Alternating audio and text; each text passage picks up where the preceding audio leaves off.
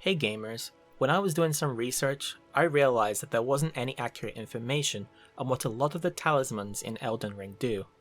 So I decided to dig deep into the game files and answer the question once and for all. What do the talismans actually do?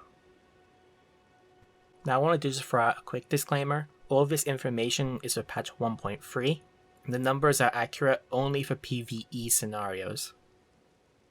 To start off, the following talismans each have 3 tiers and they have fairly simple effects, so I'll be going over them quite quickly. The Crimson Amber Medallion is a talisman that boosts your max health by 6, 7 or 8%. The Cerulean Amber Medallion boosts your FP by 7, 9 or 11%. And the Viridian Amber Medallion boosts your stamina by 11, 13 or 15%.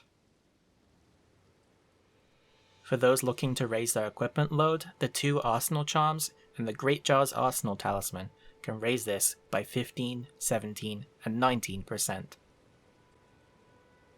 The Erdtree's Favour Talisman is actually a combination of 3 different talismans, however the effects are slightly weaker. It starts out by boosting your health by 3%, stamina by 7% and maximum equipment load by 5%. This increases by 0.5% per tier for your health and 1.5% for your stamina and equipment load. If you're fighting an enemy that deals a lot of one particular damage type, the Spell, Flame, Bolt, and Pearldrake Talismans will reduce the amount of magic, fire, lightning, and holy damage you receive. These come in 13, 17, and 20% variants. If you want all-around non-physical damage reduction, the Pearldrake Talisman will reduce this by 5, 7, and 9%. Physical reduction is the odd one out here, having 4 tiers instead of 3. The Dragoncrest Shield Talismans boost by 10, 13, and 17%, while the Dragoncrest Greatshield Talisman gives the full 20%. The Horn Charms come in 3 types, and grant either a 90 or 140 flat increase to your stat. The Stalwart Charm covers robustness, the immunizing I'm sure you can figure out, and the Clarifying Charm covers focus. For vitality, this is covered by the Prince of Death's Cyst and Pustule, with the Cyst being the higher tier. For a combination of these, the Mottled Necklace will give a flat 40 or 60 increase to robustness, immunity, and focus. However, it's worth noting that these won't boost your vitality stat, as the Prince of Death's items are the only way to do that. Moving on to stat increases. If you need to temporarily boost one of these to equip a new weapon or shield, the Star Scourge, Prosthesis Wearer, Stargazer, and Two Fingers Heirlooms will boost Strength, Dexterity, Intelligence, and Faith by 5. As of patch 1.3, there is no heirloom that boosts the Arcane stat. However, you can still boost the Arcane stat by using one of the 2 Marika's Talismans. Marika's Soreseal will boost Mind, Intelligence, Faith, and Arcane by 3 points, but comes at the cost of receiving an extra 10% damage from all sources. Marika's Soreseal is the higher tier version, boosting stats by 5 points, but the increased damage by 15%. The Radagon's versions are essentially the same, but boost Vigor, Endurance, Strength, and Dexterity instead. Sorcery users will want to pick up the Graven Skull and Mass Talismans, as they boost sorcery damage by 4 and 8%. The same damage buff can be found for incantation users in the Faithful's Canvas Talisman and the Flock's Canvas Talisman. Regardless of whether you're going for sorcery or incantation damage, you can actually use these together. Doing so will give you a full 12% increase to your damage, which is hard to pass up if you don't have anything else to use. Alongside these, the Old Lord's Talisman will increase spell duration by 30%. The Primal Glintstone Blade will decrease spell costs by 25%, but come at the cost of reducing your max health by 15%. If somehow you've picked up a lot of different spells that you want to use, but you don't have the memory slots, the Moon of Nokstella can increase the amount by 2.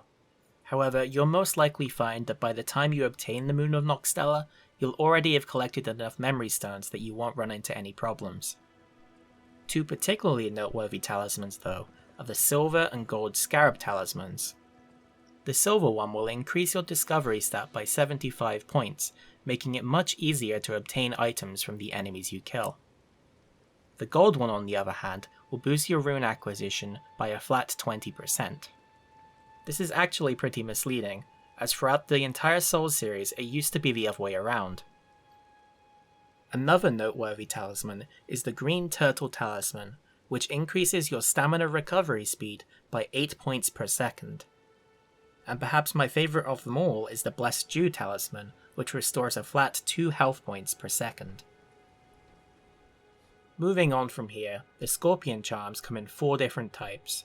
There is one for Magic, Lightning, Fire, and Holy. Each one will boost its respective damage type by 12%. However, it comes at the drawback of you receiving 15% additional damage from all physical sources. When it comes to skills, the Warrior Jar Shard and the Shard of Alexander will boost skill attack damage by 10 and 15%. This can be used in conjunction with the Godfrey Icon, which boosts the damage of charged attacks and skills by a further 15%. And if you're finding that these are too expensive to use, the Carian Filigreed Crest will reduce the FP cost of using skills by 25%.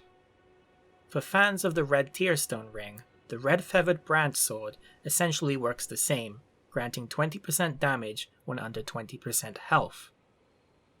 Making a similar return, the Blue Tearstone Ring's place was taken by the Blue Feathered Branchsword, cutting all damage you would receive in half when under 20% health. The Ritual Sword Talisman works similarly, granting 10% increased damage at full health. Its companion, the Ritual Shield Talisman, activates the same way, granting a 30% damage absorption boost. The next 11 talismans are all simple modifiers. The Spear Talisman boosts all counterattack damage with pierce weapons by 15%. The Hammer Talisman causes your attacks to drain 20% more stamina when an enemy blocks them. The Dagger Talisman increases critical hit damage by 17%. The Twinblade Talisman increases the final hit of a combo by 20%. The Axe Talisman increases charged attack damage by 10%. The Arrow's Sting Talisman boosts all arrow and bolt damage by 10%. The Claw Talisman boosts jump attack damage by 15%. The Curved Sword Talisman boosts guard counterattacks by 20%. The Companion Jar boosts throwing pot damage by 20%. The Perfumer's Talisman boosts the damage of perfume items by 20%.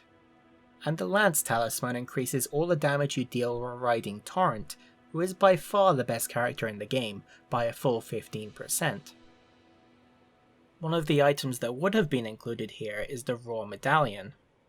The Raw Medallion increases raw and breath attack damage by 15%.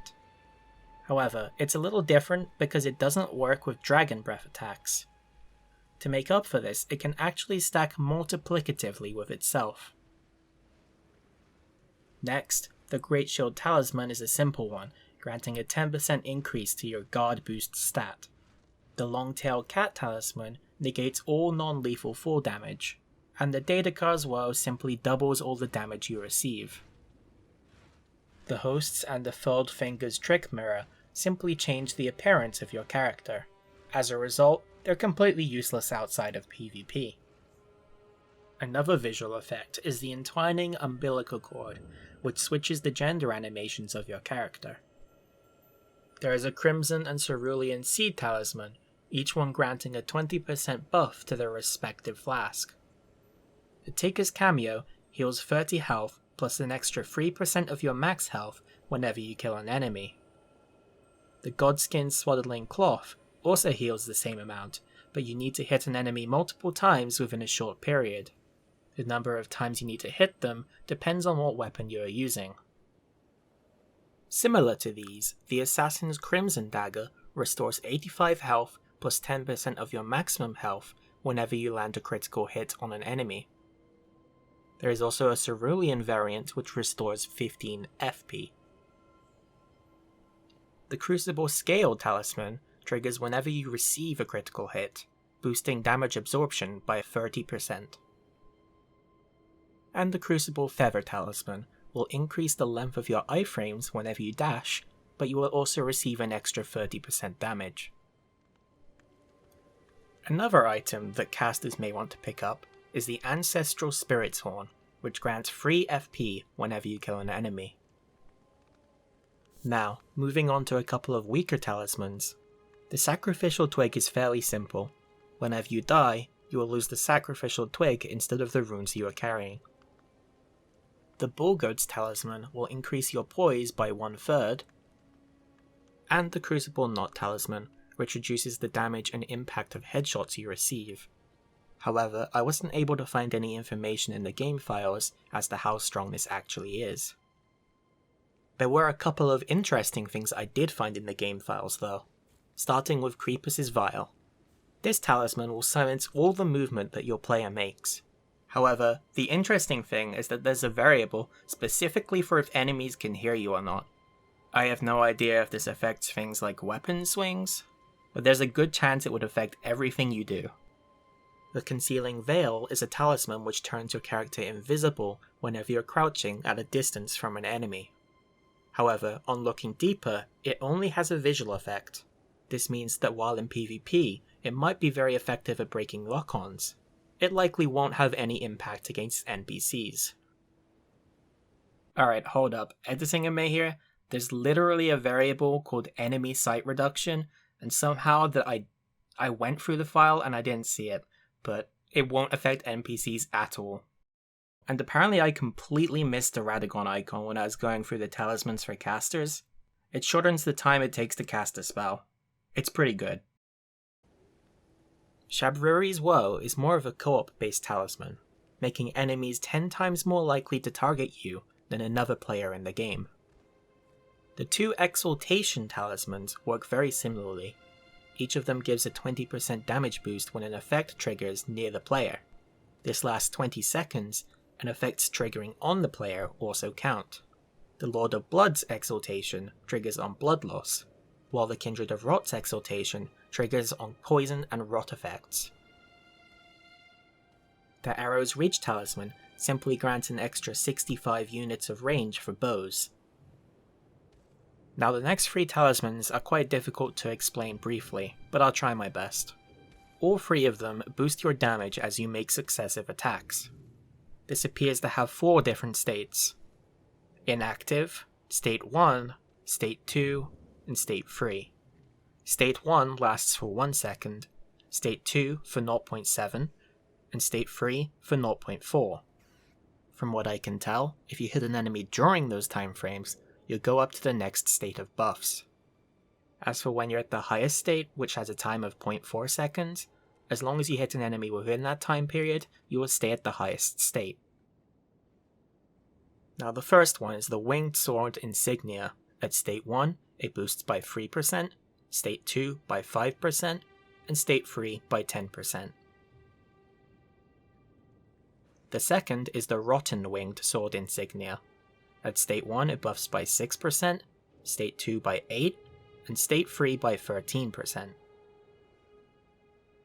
And third is the Millicent's Prosthesis, which boosts Dexterity by 5, and the states boost by 4%, 6%, and 11%. And now finally to wrap it up, is one that I left to last because I was trying my hardest to figure out what it does. What I do know is that the Blue Dancer Charm boosts your damage the closer you are to a flat 0 equipment load. However, I was unable to find the formula that dictates how this scales, but it seems to cap out at about a 15% buff. And if your weight is over 30 points, it seems to deactivate entirely. And that about wraps up all of the talismans. I know that some of these may change over time, but hopefully this gives you an accurate idea of what each talisman does. Thank you for watching, and I'll see you in the next one. Boop.